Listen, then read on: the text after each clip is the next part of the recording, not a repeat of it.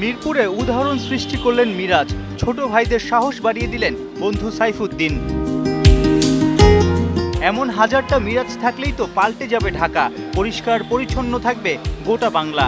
অনূর্ধ্ব ১৯ দলের এক ক্রিকেটার পানি খেয়ে মিরপুর একাডেমির সামনের রাস্তায় বোতলটা ফেলে দেন। মিরাজের চোখে পড়তেই সেটা উঠিয়ে নিয়ে দূরের ময়লার ঝুড়িতে রাখেন। ক্রিকেটার মিরাজের এমন আচরণ সত্যি উদাহরণ হয়ে রবে।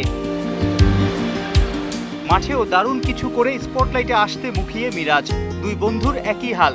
মিরাজ সাইফুদ্দিন কারোই জায়গা হয়নি টি-20 বিশ্বকাপে।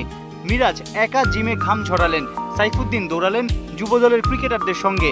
তবে সংবাদ মাধ্যমের মুখোমুখি হয়েই বোমা ফাটালেন পেস বোলিং অলরাউন্ডার। কাজ করতে থাকি, সুযোগ আসবে। সত্যি বলতে আমাদের বাংলাদেশে তো ওরকম ইন্টারন্যাশনাল খুব বেশি 20 থেকে 25 জনের বাইরে তো ওরকম প্ল্যান নেই। তো আমি চেষ্টা করি আমি যদি ফিট থাকি থাকি সুযোগ আসবে। অন্যান্য দেশে যদি আপনি দেখেন অনেক বেশি কম্পিটিশন বা তা আমাদের বাংলাদেশে কিন্তু খুব কম সংখ্যক ইন্টারন্যাশনাল মানের প্লেয়ার আছে, 20 থেকে 25 জন যেটুকু আমি মনে করি।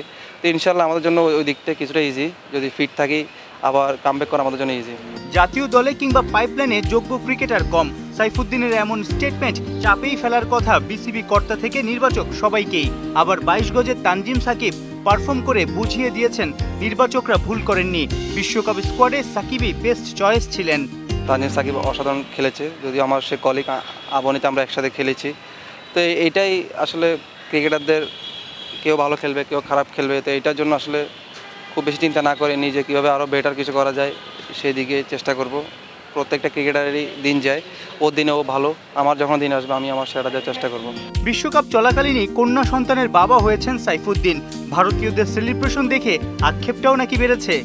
লাস্ট একটা ইকুয়েশন ছিল যে সেমিফাইনালে ওঠার, ভালো সুযোগও ছিল, তো হয়তো বা হয়নি। তারপর আমি ওদের চেষ্টাকে আমি অ্যাপ্রিসিয়েট করি।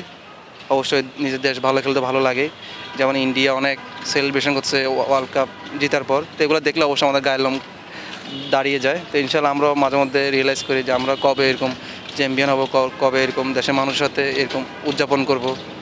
তো এটা আসলে চিন্তা করি, ড্রিম দেখি। মানুষ তো স্বপ্ন দেখতে দোষ নেই, আমরাও দেখি। ইনশাল্লাহ হয়তো আমরা এরকম চেষ্টা করতে থাকলে আরও বেশি পরিশ্রম করতে থাকতে প্রত্যেকটা প্লেয়ারের কমিটমেন্ট যদি আরও হাই লেভেলে থাকে ইনশাল্লাহ আমাদেরও ওই সুযোগ আসবে। জুলাইয়ের শেষ সপ্তাহে গ্লোবাল টি-20 খেলতে কানাডায় যাবেন সাইফুদ্দিন। সাইফুল রূপক, ৭১।